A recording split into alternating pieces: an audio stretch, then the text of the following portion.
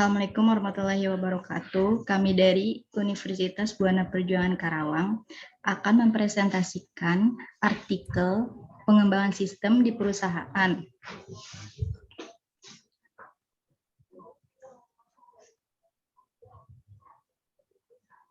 Anggotanya yaitu yang pertama Ferdiansyah Maulana, yang kedua Fikri Iskandar, yang ketiga Refatiansyah Putri, yang keempat Rizky Ulil Abror, yang kelima Vera Amira. Slide pertama akan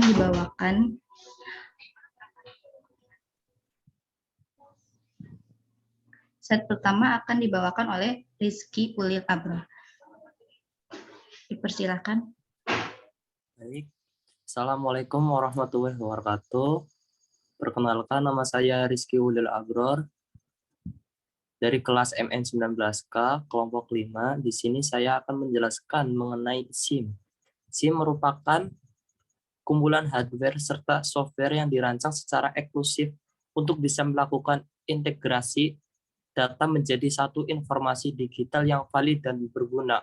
Maksud di sini yaitu manajemen sendiri merupakan sebuah proses yang digunakan untuk mengatur dan mengelola sesuatu agar dapat mencapai tujuan yang diinginkan dengan memanfaatkan segala sumber daya yang ada.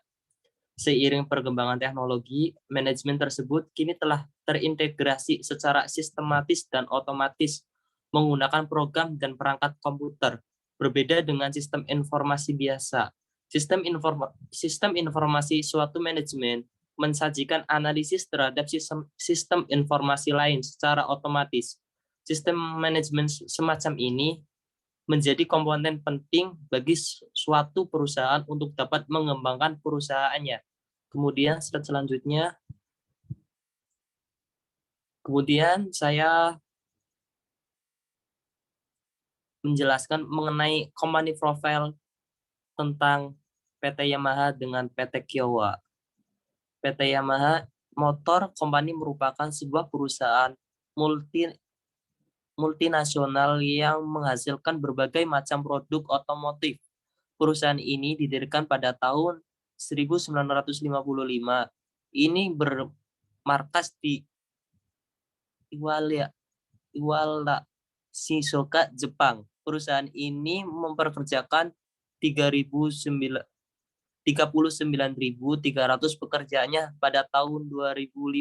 Kemudian PT Kiowa adalah PT yang bergerak dalam bidang manufaktur dan distribusi perangkat pengukuran di bidang penelitian eksperimental, kantor pemerintah, perusahaan, dan universitas, manufaktur dan distribusi perangkat instrumentasi industri di bidang peralatan industri atau FA, manufaktur dan distribusi berbagai alat ukur untuk teknik sipil dan konstruksi yang berkaitan dengan bendungan, jembatan, terowongan, teknik perkotaan, pelabuhan, dan kelautan, berbagai konsultasi pengukuran. Baik, dari saya sekian, saya kembalikan kepada moderator. Baik, yang kedua akan dibawakan oleh Refatiansyah Putri. Silakan. Ya, kembali saya Refatiansyah Putri. Sini saya akan menjelaskan tentang sistem yang dipakai. Membuat aplikasi Serbayu. Serbayu adalah aplikasi yang dibuat oleh persetujuan kedua pihak PT Yamaha dan PT Kiowa dan dikembangkan oleh CP Web Situ. Aplikasi yang bisa memindahkan salinan dari hard copy ke soft copy. Dan tidak perlu repot-repot mengetik ulang, Anda hanya tinggal mengarahkan kamera smartphone Anda ke sebuah objek teks dan aplikasi tersebut akan melakukan scanning untuk mengcopy teks yang ada di buku atau objek hard copy lainnya. Untuk menyalin sebuah buku atau hard copy menjadi sebuah file teks digital atau soft copy, caranya sebagai mudah. Dan kita hanya membutuhkan dua aplikasi yang bisa mendapatkan secara gratis. Aplikasi tersebut adalah Serbayu. Selanjutnya.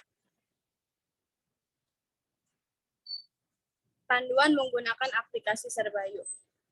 Cara menggunakan Serbayu yaitu buka aplikasi Serbayu, kemudian pilih dokumen yang sudah kita siapkan untuk diupload, lalu pilih di mana kita akan meletakkan dokumen itu supaya dokumen tersebut sesuai berada di dalam foldernya, kemudian upload.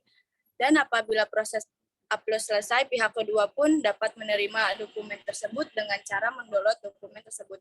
Dan juga folder yang sudah tidak terpakai dapat diarsipkan sehingga tidak memakan ruang dan tidak akan banyak di halaman data Serbayu tersebut.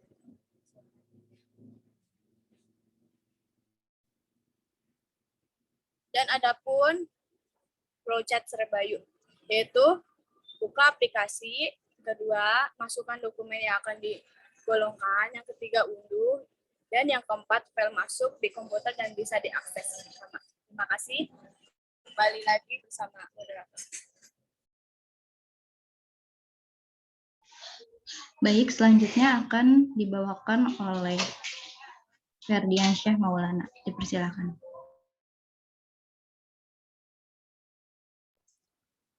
Oke, terima kasih Vera.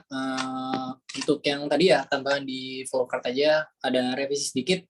Di flowchart itu jadi nanti dia membuka aplikasi, kita input file dulu yang mau dikirim, masukkan dokumen yang ada yang kita golongkan, upload, kemudian pihak lain akan mengunduhnya, bisa diakses pihak lain, file masuk di komputer dan bisa diakses bersama. Itu aja sih untuk revisinya. Yang selanjutnya materi saya itu tentang pengembangan sistem. Perusahaan menggunakan sistem pengiriman berkas dari hard file menjadi soft file dalam bentuk aplikasi. Adapun perubahan soft file, kita membuat suatu aplikasi yang bernama Serbayu. Aplikasi ini dapat membagikan suatu dokumen yang bisa diakses oleh beberapa pihak. Sistemnya mirip seperti dengan Google Drive. Namun, kelebihan dari aplikasi Bayu, dokumen yang tadi berukuran sangat besar dapat di-backup oleh aplikasi ini menjadi suatu folder yang bisa dibuka kapanpun kita mau, sehingga dokumen yang kita kirim sesuai dengan foldernya dan juga dapat menghemat penyimpanan ruang. Oleh karena itu, aplikasi ini dapat diakses bertahun-tahun ataupun dalam jangka waktu yang lama. Ini yang membedakan Serbayu dengan Google Drive. Jadi penjelasannya, Serbayu itu lebih efektif dalam penyimpanan aja sih. Untuk sistemnya sama kayak Google Drive ya. Kalau untuk penyimpanannya bisa di backup, bisa diarsipkan menjadi bisa dipakai jangka waktu yang lama bertahun-tahun. Itu kelebihan Bayu dengan Google Drive. Yang selanjutnya, alasan ada pengembangan sistem. Menurut data Kementerian Kesehatan, angka COVID pada tahun 2021 bulan Mei lalu itu meningkat sangat banyak ya, sehingga pemerintah mengeluarkan kebijakan social distancing. Kalau kita lihat dari cara kita membagikan file itu masih secara hard file ya, bentuknya masih dokumen-dokumen kertas gitu, sehingga keluar yang namanya suatu sistem membagikan file. Kegiatan yang kita lakukan dalam berbagi file masih tidak mengikuti prokes yang sebelumnya, sehingga keluar suatu sistem yang kita menggunakan suatu aplikasi berbagi sistemnya itu. Berbagi dokumennya tidak melalui hard file lagi. Ini menjadi salah satu alasan kita membuat sistem yang baru gitu. Jadi si file yang hard file itu kita rubah ke soft file untuk mengurangi angka COVID dan mengikuti prokes pemerintah. Itu saja dari saya. Saya kembali ke moderator. Terima kasih. Dan yang terakhir akan dibawakan oleh Fikri Iskandar. Fikri? Ya, baik. Terima kasih moderator. Di sini saya akan menjelaskan kesimpulan.